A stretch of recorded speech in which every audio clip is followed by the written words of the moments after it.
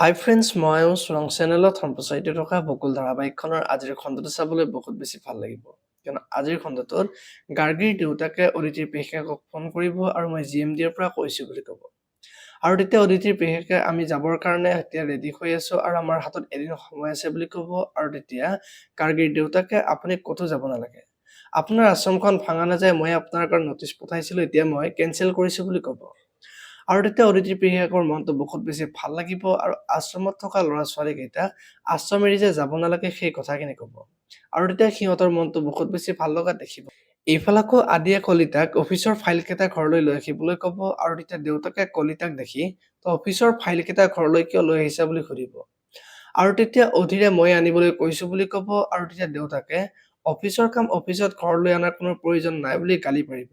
আনফালে আকৌ আদিৰ মাকে ভাত বনাই থাকিব আৰু তেতিয়া মন্দিৰাৰ খুৰীয়েকে কিটচেনত আদিৰ মাকক দেখা পাই আচৰিত হৈ পৰিব আৰু আপুনি দুজনী বোৱাৰী থাকিও আপুনি ভাত বনাব লগা হৈছে বুলি ক'ব। আৰু তেতিয়া আদিৰ মাকে মই বহুত দিন ভাত বনোৱা নাই, সেইকাৰণে ভাত বনাব আহিছোঁ বুলি মন্দিৰাৰ খুৰীয়েকক কোৱা দেখিবলৈ পাব।